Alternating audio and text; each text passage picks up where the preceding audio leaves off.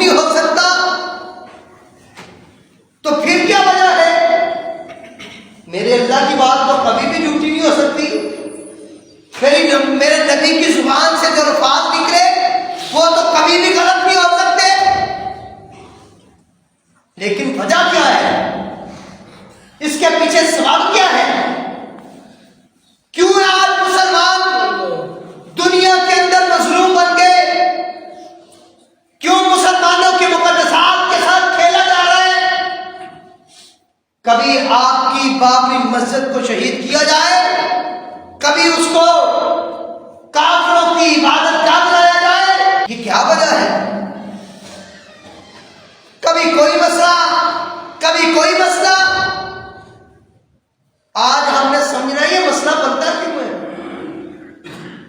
یہ کیوں قرآن چلایا گیا، سمیٹن نے اتنی جرت کیوں کی، اس کے اندر یہ جرت کیسے پیدا ہوئی کہ وہ کتاب جو امن والی ہے، وہ کتاب جو امن کا درس دیتی ہے، وہ کتاب جو 100% نہیں 1000% اللہ کے فضل سے اتھینٹک ہے، جس کے بارے میں کوئی بندہ بھی کوئی اسے کجی نہیں نکال سکتا، کوئی اس جیسی کوئی ایک آیت نہیں لا سکتا، اس قرآن کو جلایا گیا۔ وہ قرآن جو ان کی پہلی کتابوں کی تصدیق کرتا ہے، وہ قرآن جو ان کے نبیوں کی تصدیق کرتا ہے، جو ان کی شان کو، ان کے پیغام کو دنیا کے اندر پھیلانے کی ترغیب دلاتا ہے، اس قرآن کو جلایا گیا۔ اللہ اکبر۔ اس کی وجہ ایک ہی ہے جو اللہ نے یہ کہا نا، انتم الاعلون، تم دنیا کے اندر بلند رہو گے، دنیا کے اندر اقتدار مسلمان مومن کریں گے۔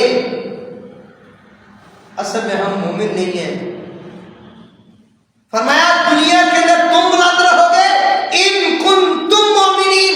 ہاں ایک شرط ہے، اگر دنیا کے اندر راج کرنا چاہتے ہو، دنیا کے اندر اسلام کا بول بالا کرنا چاہتے ہو، اگر دنیا کے اندر قرآن کی عزت کو محفوظ کرنا چاہتے ہو، اگر دنیا کے اندر محمد ذیشان صلی اللہ علیہ وسلم کی عزت اور ناموس کو محفوظ کرنا چاہتے ہو، اور اس کا پرچار کرنا چاہتے ہو، اور اس کی امت کو بڑھانا چاہتے ہو، تو پھر کیا بننا پڑے گا؟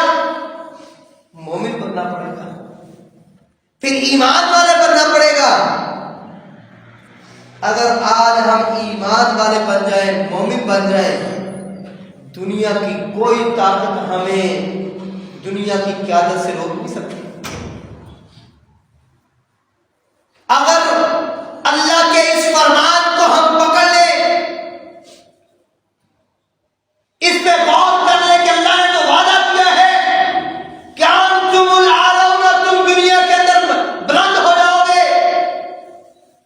اگلی شرط ان کنتم مومنین، اگر مومن بن جاؤ، بس بات